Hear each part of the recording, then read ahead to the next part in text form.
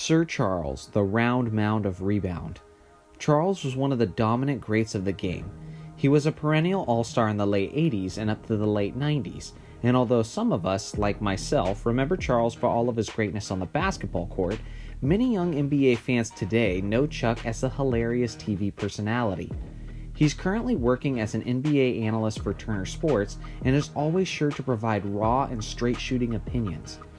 With his fame crossing over into the world of NBA analysis, I think many have forgotten or have just never known how great of an NBA legend Charles Barkley actually was. Today, we're delving into the career of one of my favorite players from my childhood, and hopefully we leave this video with a greater respect for one of the greatest to ever play. Let's dig in. Charles Barkley was somewhat of an astonishing anomaly of the NBA. He was an undersized power forward standing at only 6 foot 6 inches tall, yet he still dominated the position with his quickness, physicality, and punishing build. Despite the fact that Sir Charles was only 6'6", he still dominated the boards and solidified his legacy as one of the greatest rebounders in NBA history, averaging 11.7 rebounds per game over the course of his career. Charles was also one of the most efficient scorers of all time, which is quite a remarkable achievement, especially when you consider the fact that he was usually a few inches shorter than the power forward that was guarding him. Despite his lack of length, Charles still often scored at will, as he averaged 22.1 points per game over the course of his career and is currently 26th all-time on the NBA's all-time scoring list. The most incredible part about Chuck's scoring ability wasn't simply just the scoring, but the manner in which he scored his points. Like I mentioned, Charles was an unbelievably efficient scorer, as he shot an incredible 54.1% for his career. So just how efficient is that exactly? Well, out of the top 50 scorers on the all-time list, he's the most efficient non-center from the field in NBA history at 54.1%. If you choose to include centers, he was third all-time, behind Kareem Abdul-Jabbar at 55.9%, who was 7 foot 2 inches tall and had the most indefensible shot in NBA history, the hook shot. And he was also behind his fellow analyst, Shaquille O'Neal, who shot 58.2%, who basically spent his entire career simply dunking the basketball as a 7 foot 1 inch center. Sure, Chuck did his fair share of dunking as well, but he also did a lot of damage throughout his career from mid-range and even occasionally from three-point range. Chuck's dominance didn't just affect the NBA in terms of wins and losses, but his dominance actually changed the way the game is played. Thanks to Chuck's ability to use his strength to back down the opponent, the NBA had to create a back-to-the-basket rule.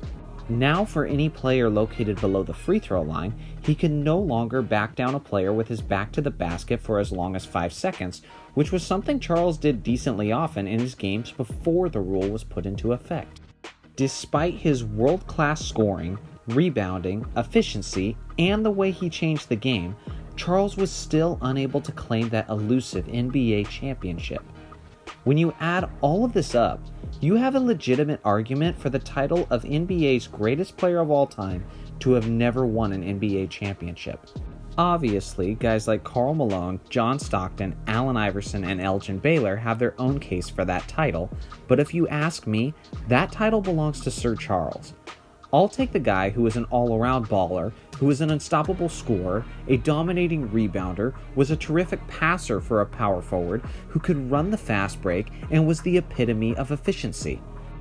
Sure, Charles only won one MVP award for his career, and that was the 92-93 season.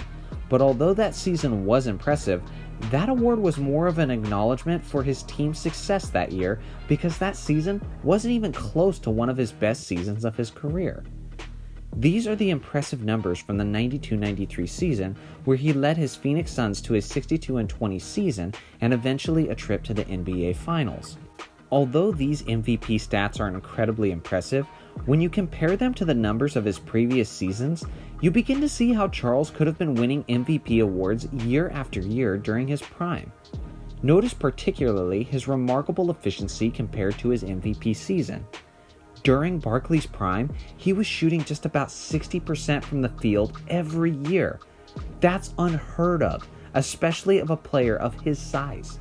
One final thing I want to address to really emphasize the greatness of Charles Barkley and explain why he was as great as he was and yet didn't have all the championship success that many other greats have had. When Charles was in his prime, he never played beside a legitimate superstar. When he had just began to break out as a superstar in the NBA, his best teammate Julius Erving was in his late 30s and was nowhere close to the superstar he once was. By the time Charles Barkley actually played with a legitimate superstar in Hakeem Olajuwon, Charles was in his mid-30s and in the twilight of his career. At that point, Charles was averaging under 20 points per game and under 50% field goal percentage. Again, during Barkley's prime, he played with good role players and all-stars like Kevin Johnson, Dan Marley, and Maurice Cheeks, but never did he play with a legitimate franchise player, which brings me up to my next point. Listen, I love you, Shaq, but you need to stop heckling Charles for his lack of rings compared to your championship rings. You had a young Kobe Bryant who coincided nicely with the prime of your career. Kobe was an electrifying young superstar who could score at will and was also a lockdown defensive player. In 2 of Shaq's championships with the Lakers, Kobe was averaging near 30 points per game, 6 rebounds, and 6 assists while being a lockdown defender and a clutch performer. No offense to you, Shaq, but you had this guy Kobe Bryant who could win you Game 4 of the NBA Finals when you fouled out. Tell me, who's supposed to do that for Charles in the '93 Finals against Jordan's Bulls? Kevin Johnson or Dan Marley aren't taking over a game like Kobe Bryant can. How about Shaq's lone championship with Miami? Shaq wasn't even the best player on that team. It took a clutch series from Dwayne Wade where he literally carried his team on his back, averaging 34.7 points, 7.8 rebounds, 3.8 assists, and 2.7 steals in a dominant effort to beat the Mavericks in the '06 Finals. What if Charles Barkley had that kind of support in the '93 Finals or just in his playoff runs in general? What about Charles' competition at his own position? Karl Malone and Charles Barkley were often compared to one another for the title of best power forward in the NBA. And honestly, I always liked Charles in that argument, but unfortunately, Chuck didn't have the luxury of having arguably the greatest facilitator of all time as his point guard for just about his entire career. Listen, I loved Kevin Johnson of the Suns and Maurice Cheeks of the 76ers, but neither of them were John Stockton. Charles Barkley was an absolute all-time great player, but he just didn't have the luxury of playing alongside other superstars while he was in his prime like other greats have throughout the years. If that had been a luxury that Charles had been blessed with, you bet he would have had the rings to show for it.